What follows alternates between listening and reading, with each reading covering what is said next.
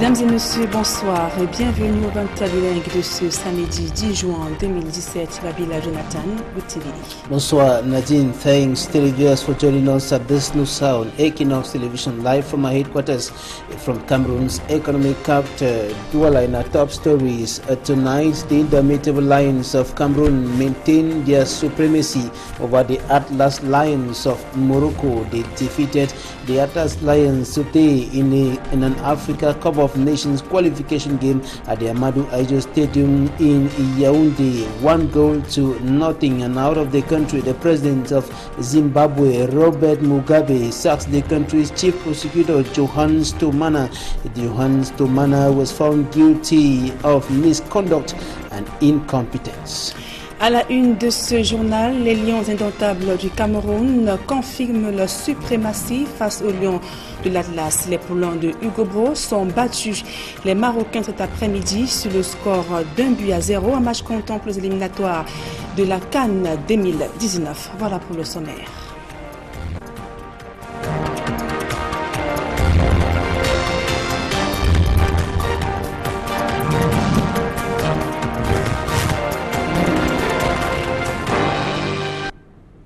Mesdames et messieurs, une fois encore, bonsoir et bienvenue à tous. Je vous le disais en titre, première journée des éliminatoires de la CAN 2019. Les Lions indomptables du Cameroun réussissent à s'imposer cet après-midi face aux Marocains sur le score d'1-0.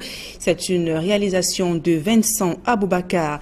L'attaquant camerounais a réussi à percer les filets à la 28e minute de jeu. C'est sur ce score que les deux équipes vont se séparer.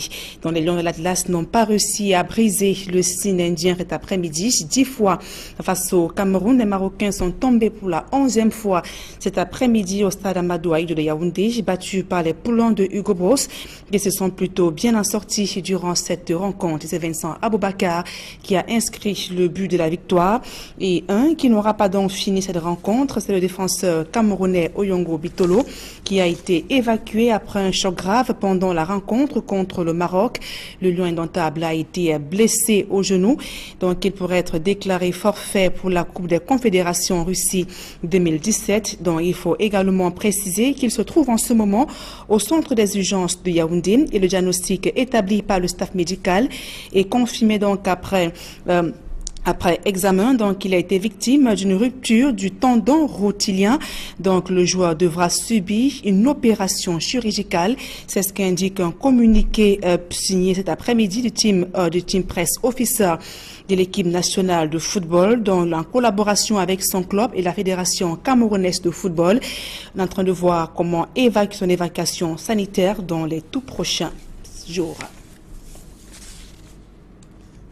Et dans le reste de l'actualité, élection avortée à la mairie de Yaoundé 6e. L'élection du nouveau maire prévue ce samedi n'a pas eu lieu, donc à cause du désaccord entre le comité central et la majorité des conseillers municipaux. Le compte rendu d'Élisée Borba et de Guizogo.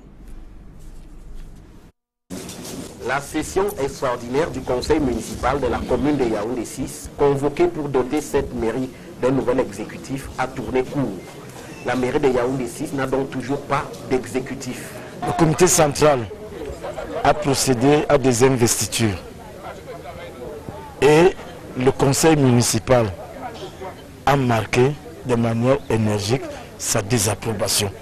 À l'issue de la concertation, 33 conseillers municipaux sur 39 ont demandé que le mandataire procède à une consultation.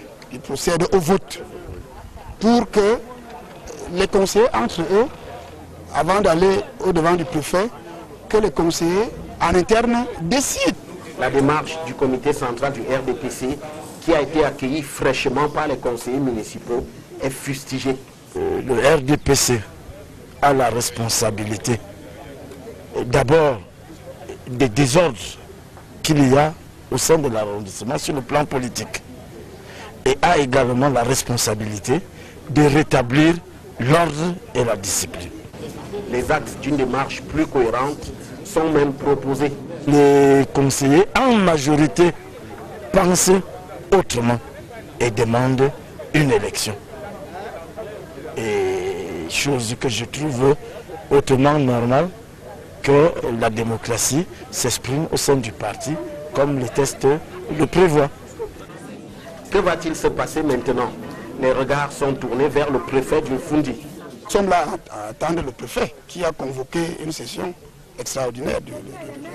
Le préfet a pris un acte administratif dernièrement indiquant que le conseil municipal a au fin de lire le maire de Yaoundé 6 devait se tenir aujourd'hui. Donc nous sommes effectivement ici à la convocation de M. le préfet. Donc c'est lui qui devrait nous convoquer. Je ne sais pas, mais moi je l'attends. Décédé en janvier 2017, le maire élu en 2013, Paul Martin Lolo, selon les termes de la loi, devait être remplacé dans un délai de 60 jours, ce qui n'a pas été fait jusqu'ici. Les flammes ont été aperçues ce matin au lycée bilingue de Babessi, dans le département du Ngouaké-Toundia, région du nord-ouest Cameroun. Si l'origine du feu reste inconnue, des sources évoquent une main criminelle qui serait liée avec la crise anglophone, dont c'est le bâtiment administratif qui a subi la furie des flammes, selon des témoins. Il faut également préciser que le lycée bilingue de Babessi est le seul centre où les élèves devront affronter dès lundi prochain les épreuves écrites du DCE Advance et O-Level, dont jusqu'ici on n'est pas encore fixé sur l'ampleur des dégâts. Et parlant justement des épreuves écrites du DCE Advance et O-Level, rendons-nous à Buea, dans la région du sud-ouest Cameroun, pour voir l'ampleur des préparatifs à un jour du top départ. Selon nos reporters présents, le dispositif sécuritaire a été renforcé près des centres d'examen. Derek Diator, Donald Anouzoa. Examens officiels 2017 qui se déroulent dans un contexte dominé par la crise anglophone ont connu quelques réajustements en termes de programmation.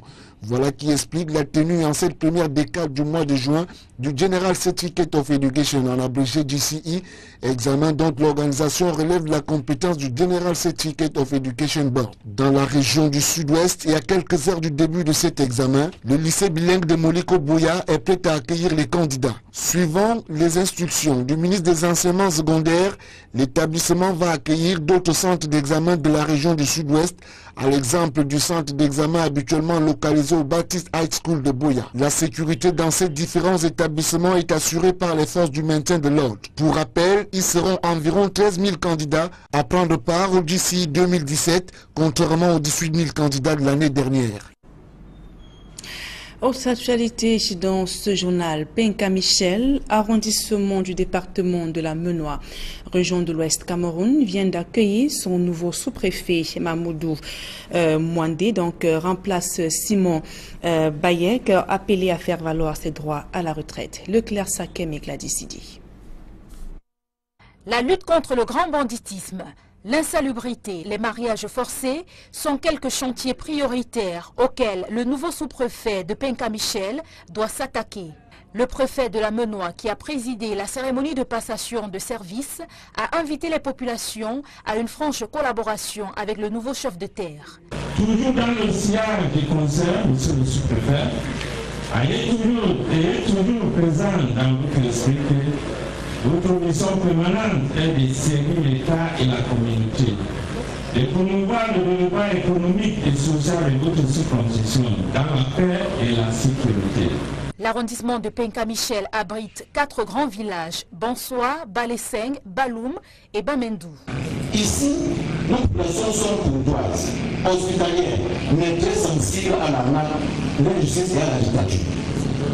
Je vous prierai dès votre prise de service de vous joindre à nous pour combattre avec acharnement et détermination le banditisme et ce phénomène de coupeur de route qui prend petit à petit corps dans notre lancement.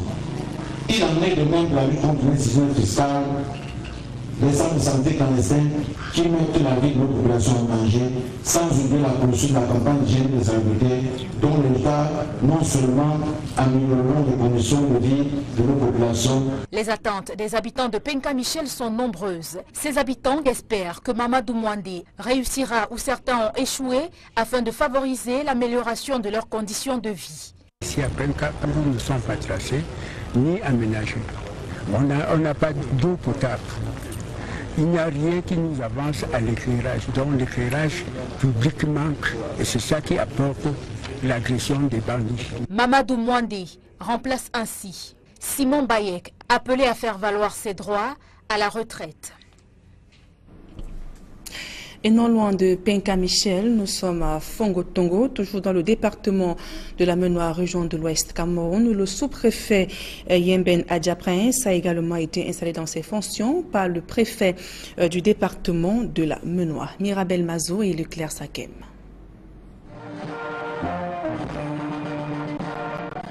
La lutte contre la criminalité, l'insécurité grandissante dans le département de la Menoa sont quelques chantiers auxquels doit s'appesantir le nouveau sous-préfet de l'arrondissement de Fongo-Tongo, installé en présence de nombreuses autorités et populations de la localité. Le préfet du département a dressé la biographie du nouveau locataire de la sous-préfecture de l'arrondissement de Fongo-Tongo. Cet arrondissement serait le théâtre depuis quelque temps des actes de criminalité comme des incendies, vols et cambriolages. Les habitants de Fongo-Tongo aspirent légitimement à la paix, à la tranquillité et à la sécurité. Faites de ces exigences vos priorités. D'ores et déjà, la lutte contre la criminalité vous interpelle. Elle qui vise la mise hors d'état de nuire des individus dangereux, des groupes de gangsters qui ont pignon sur rue dans tout le département, et notamment dans votre unité administrative, qui constitue une zone de préfet. Les populations de cette localité ont la joie d'accueillir un nouveau sous-préfet, rêvent aussi de pouvoir dormir tranquille.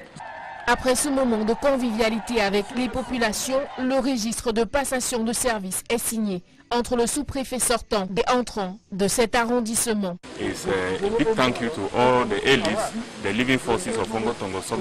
S'adressant à la population, M. Yemben Adja-Prince compte sur la synergie des populations pour que règne la paix et la sécurité dans cette région. Le sous-préfet de Fongo-Tongo qui a été installé dans ses fonctions, Gilbert Atsa Kwenti, qui devra lutter contre le grand banditisme ainsi que la criminalité dans cette localité. L'insalubrité dicte sa loi dans la ville de Mbanga, dans le département du Mungo, une localité qui est envahie par des tas d'immondices à la grande désolation des populations. Jacquino Molong et Julie Nguyenyandi. Les chaussées envahies par les immondices, absence des bacs à ordures, pollution de l'air et de l'environnement, les habitants de la ville de Mbanga dans le Mungo en ont ras-le-bol de vivre dans une aussi grande insalubrité. Plan de la nationale numéro 5, surtout de la poubelle que nous retrouvons au niveau de Koumé. Ça salit la ville, mais la population a quand même une mairie pour s'occuper de ça. Il n'y a pas de service de collecte d'ordures dans la ville de Mbanga, contrairement à une petite ville comme Ndjombe par exemple. Il n'y a pas. Les populations se débrouillent autant qu'ils peuvent. Leur localité, transformée en dépotoir d'ordures, présente un visage peu réluisant. Accablé par les plaintes et les lamentations des populations, l'exécutif municipal, visiblement dépassé par les événements, tente de se justifier. Pas besoin de crier à toutes les portes chaque matin, vous nettoyez votre maison, chaque matin nettoyez votre cuisine ou bien le tronçon de route dont vous êtes riverain. Ça, c'est une histoire de bonne éducation et de civisme. Malgré l'instauration d'une journée de propreté dans cette localité, les autorités municipales ont du mal à mobiliser la population autour des respects d'hygiène et de salubrité. Donc on ne peut pas dire aux gens de déposer aujourd'hui à tel endroit parce que nous ne savons pas comment les enlever. La Banque africaine de développement nous avait accordé un projet pour lequel la commune a dépensé 58 millions d'apports personnels. Le reste a été payé par la Banque mondiale, sous couvert de FECOM. La mise à disposition à la commune des véhicules pour le transport et le traitement des ordures. Nous devions avoir 10 bennes avec 2 tracteurs pour notre commune. Comme le projet n'en finit pas, on ne nous a rien livré jusqu'à présent. La situation dure depuis plusieurs semaines. Les populations qui se sont habituées à ce décor côtoient sous le regard impuissant des autorités ces ordures qui les exposent à de nombreuses maladies. À présent, la deuxième partie de ce journal en langue anglaise avec vous, Babila Jonathan. Right, Nadine, thanks to Livius for staying with us in the second segment of this edition of the Bilingual Newscast. On Equinox Television, we begin in sports. The Indomitable Lions of Cameroon have confirmed their supremacy over the Atlas Lions of Cameroon. They defeated the Moroccans today in an African Cup of Nations qualification game at the Amadou Ahidjo Stadium. 1-0. The lone goal of the encounter was scored in the first half by Vincent Aboubakar, and Oyongo Bitolo suffered a severe injury during that encounter and could be evacuated abroad for medical care in the coming days. He is under treatment at the Yaoundé Emergency Center. It was the 11th time both teams are meeting on the pitch, and Cameroon has so far recorded 7 victories, while Morocco has recorded 7 defeats and 4 draws.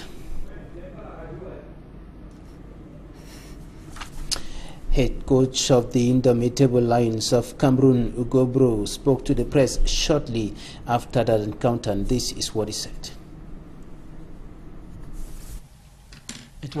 Everything was okay for an hour.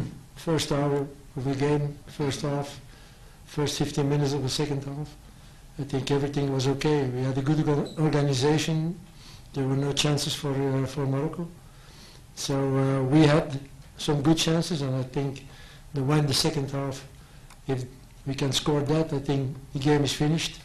But from that moment, Morocco took the game, and we suffered a lot. We couldn't keep the ball in our team.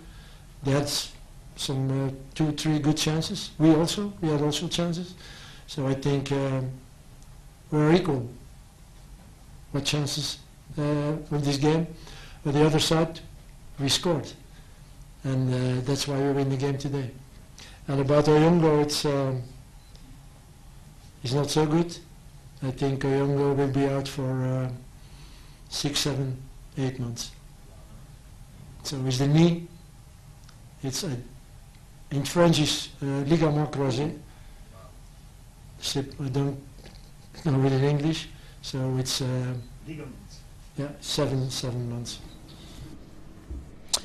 Coming up, why was retired Supreme Court Judge Aya Paul Abine's son, Aya Abine, arrested at the Yaoundé Military Court? What happened to him during his detention at the Gendarmerie Detention Center? He answered these questions in an exclusive interview with a Yaoundé-based correspondent, Roland Ako.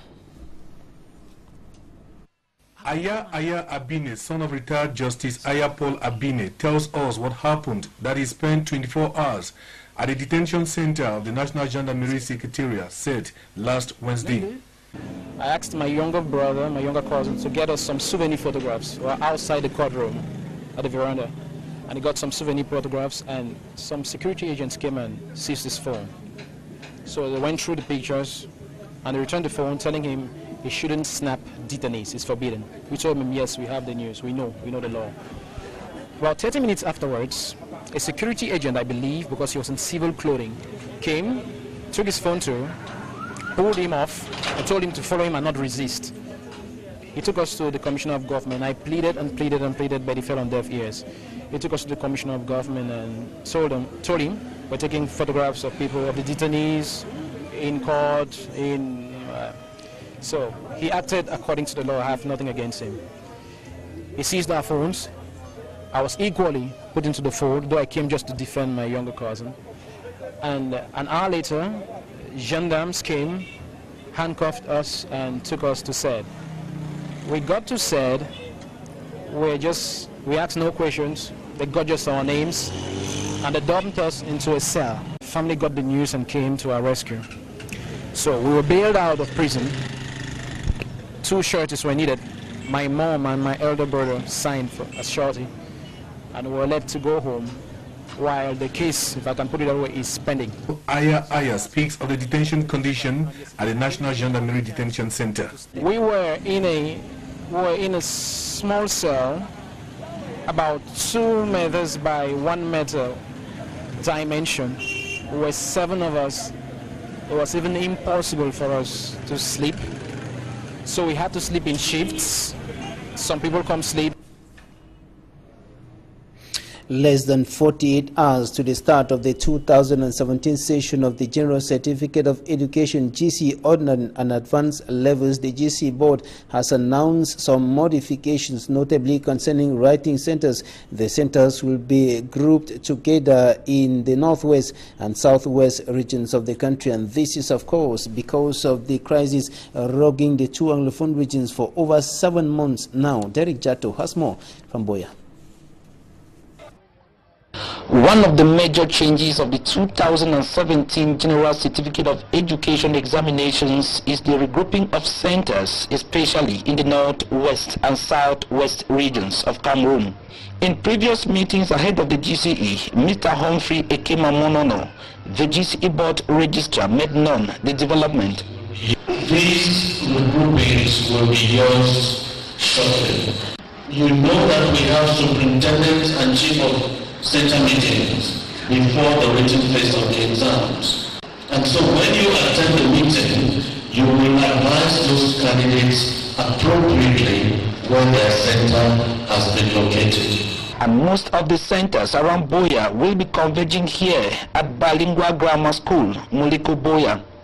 At the level of the institution, the campus physically has been kept clean and security beefed up, with entry heavily screened even this eve of the exams. At press time, there was no official statement as to the exact level of ground covered. Baptist High School, which is an accommodation center, has also been moved to Bilingual Grammar School, Muliko Boya. And back at the campus, we were told that at the other side of this Baptist High School gate divided are invigilators having last-minute instructions and directives of what is expected of them come Monday when they will move to Bilingual Grammar School Muliko Boya to invigilate. At Government High School Bokwango Boya, security forces were keeping guard and access denied for non-students and staff. For the students, we were told, are studying and need quietness. It will take time yet unknown till now, for the Yaoundé 6 municipality to have a new mayor after the death of the locality's former mayor. An extraordinary council session held today to elect a new mayor ended futile, as Roland Akong reports. The election of a new mayor of the Yaoundé 6 Council has been adjourned to a date yet to be made known. The adjournment comes as the different stakeholders of the election failed to reach a consensus. The proposal of the Central Committee delegation led by Henri Eyebe Ayesi that the first deputy mayor should be mayor was rejected by some councillors and deputy mayors calling for an election. Le comité central a procédé à des investitures et le conseil municipal a marqué de manière énergique sa désapprobation. The chair of the council committee will meet with the different parties concerned with the election for a consensus. The Yaoundé 6 Council has been without a mayor since the demise of Lolo Paul Martin this year. The law gives 60 days for a new mayor to be elected, a rule which has not been respected up to now. Insecurity, lack of good roads, or better still, the problem of bad roads and the lack of potable water as well as street lights are some of the problems making life very difficult for inhabitants of Penka Michel in the Mainwa Division, West region of the Republic of Cameroon. These are some of the challenges awaiting the new mayor or the new division officer of that locality installed, and the population are expecting a lot from him regarding these challenges. Catherine Kone has the details.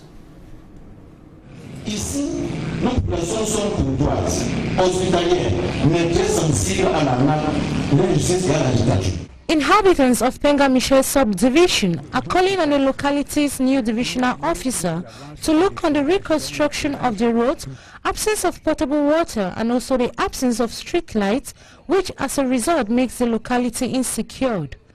Another inhabitant expects the administrator to work on the interests of the population of Penka Michel and not for his own personal interests. Concerning this, the senior divisional officer of Menua, Balungili Confiance, while commissioning Mahmoudou Mahoudi into his functions, he instructed him to prioritize the fight against the consumption of cannabis and poor social conduct of the inhabitants. He also instructed him to fight against early marriages, criminality, and to reinforce the democratic culture of the inhabitants of the locality. However, the SDU asked him to launch a merciless fight against the poor hygiene conditions of Penga Michel. The 48-year-old administrator is the 21st Divisional Officer of the Penga Subdivision, created in 1962 with a population of about 120,000 inhabitants spread over a surface area of 49 kilometers square. The subdivision, which is made up of 4 chiefdoms of Banswa, Balinsi, Balum and Bamindo. I told you in the headlines, Zimbabwe's President Robert Mugabe has sacked the country's chief prosecutor, Johannes Tomana. He was sacked after a tribunal found him guilty of misconduct and incompetence. Local media report that he will now face trial for criminal abuse of office. Tomana was suspended back in February 2016. He was sacked after he dropped charges against 2 army officers accused of plotting to blow up a dairy belonging to President Mugabe's wife, Grace. The 2 men were among 4 arrested outside the dairy farm north of the capital, Harare, and they were found carrying ammunition as well as petrol bombs. And this is where we draw the curtain on this edition of the Bilingual Newscast on Equinox Television. Thanks for staying with us. Nadine. Yes, Babila Jonathan, mesdames et messieurs, c'est la fin de ce journal. Merci de nous avoir suivis. Passez d'agréables moments en compagnie de nos programmes.